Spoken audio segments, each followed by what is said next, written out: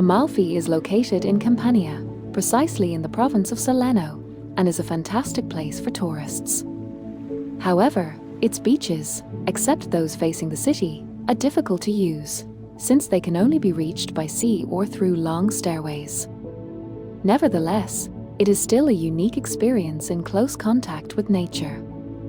In addition to the natural beauty, Amalfi also offers the possibility of enjoying splendid walks along its characteristic alleys and visiting the famous cathedral. The Cathedral of Amalfi is an architectural complex that includes two communicating basilicas, a lower crypt, the staircase leading to the entrance hall, the bell tower, and the cloister of Paradise. The original core of the cathedral is to be found in the oldest basilica of the Crucifix, facing north, with the entrance to the west and the altar facing east. Over the centuries, interventions on the structure have not stopped. In the 14th century, Gothic pinnacles were added and a mosaic was made on the facade dedicated to Sant'Andrea Apostolo. The visit to the Cathedral of Amalfi ends with a stop at the Cloister of Paradise, whose construction was ordered by Archbishop Filippo Augustoricchio to serve as a cemetery for the nobles. Today, there are 5 important sarcophagi, which have resisted the inexorable passage of time. In addition to its historical and artistic heritage, Amalfi is also known for its artisan tradition. In particular, the Amalfi map, handmade in the Valley of the Mills, was an example of an exquisite handcrafted paper as one of the main activities of the Amalfitan people. This production proved to be very profitable, as the local inhabitants had everything they needed to become real experts, from raw material to energy to run paper mills. Moreover, at a time when electricity did not yet exist, the hydraulic energy obtained from the River Canneto proved extremely useful for the operation of paper mills, thus contributing to the economic development of the city.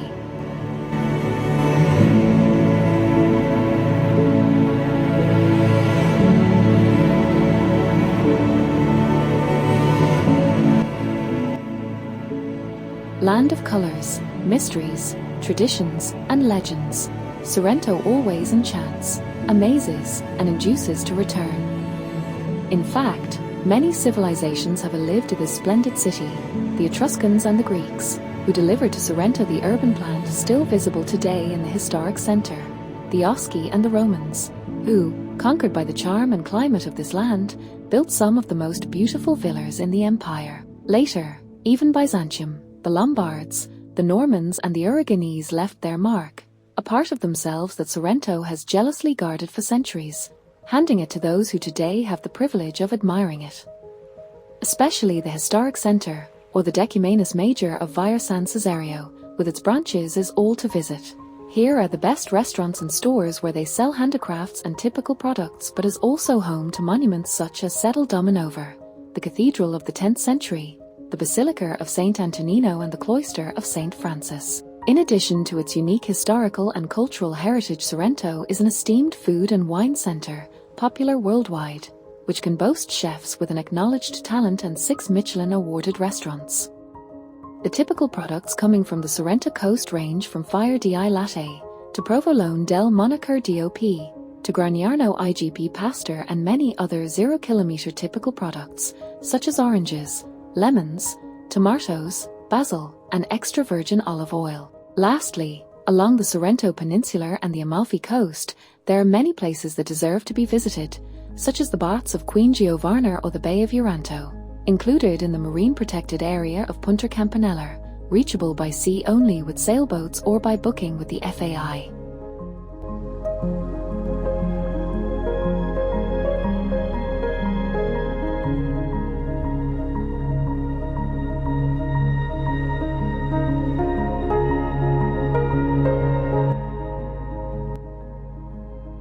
Positano is one of the most popular and charming destinations on the Amalfi Coast, but throughout Italy.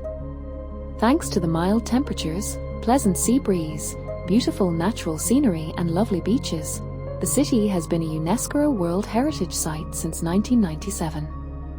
In addition, the magnificent vertical city of the Amalfi Coast, crossed along and across steep stairs and winding paths, has been a holiday resort since Roman times. Among the natural wonders of Positano stands out the Path of the Gods, a naturalistic route about 9 kilometers long located within the Amalfi Coast, ideal for hiking and trekking. The name of this fascinating itinerary comes from historical facts and legends, according to which the Greek gods passed through here to save Ulysses from the sirens that were on the island of Lee Golly. Later, during the Middle Ages, the path became one of the main routes to reach the villages of the Amalfi Coast, avoiding the sea, often stormy and dangerous. In this period, some characteristic structures were built, such as the ancient rock churches. However, the beauty of this path also lies in the absolute lack of human hand. The entire route is as Mother Nature has conceived and shaped it over the centuries. In addition to natural wonders, Positano also boasts a rich historical heritage, including the Saracen Towers, buildings that were part of an ancient defensive system of the Amalfi Coast. The very first fortifications date back to 600 AD, but it is around 1200 that an effective defensive system was built. In particular, these watchtowers were essential to protect the inhabitants from potential enemy attacks by sea, especially in the 16th century when they were used to defend the Amalfi Coast from the raids of Muslim peoples. The Saracen towers have different architectural characteristics, since their plan can be round, square or octagonal depending on the historical period to which they date. Among the most fascinating is the Torre Fornillo, built in 1582 on a rocky outcrop overlooking the sea, near the beach of Fornillo. This tower, after being bought and skillfully restored in the 20th century by the Swiss architect Gilbert Clavel, housed numerous intellectuals and famous artists, including even Picasso. Today, although the towers have lost their original function, many of them have been transformed into magnificent private residences or accommodation structures, still preserving their charm intact.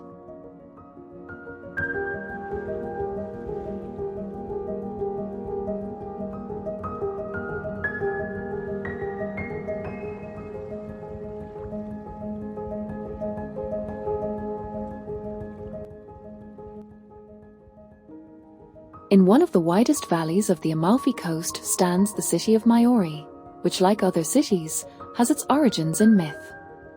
Pliny makes it descend from the goddess Maiar. Others would like the Greeks to have erected a temple in Maiori to the goddess Boxdurai, that even Hercules stopped at the foot of Falerzio. Over the centuries, Maiori has enjoyed numerous certificates and privileges from the kings and popes of the time, among which are worth mentioning the title of a royal city, which was awarded to it by King Philip IV of Spain in 1662, and the title of Insigne Collegiator. It is a well-established opinion that the Amalfi Republic was born between 830 and 840, even if Saraswoli postpones this birth to 872 with the election of the first Doge, placing before it the constitution in 842 of a confederation of the Amalfi states.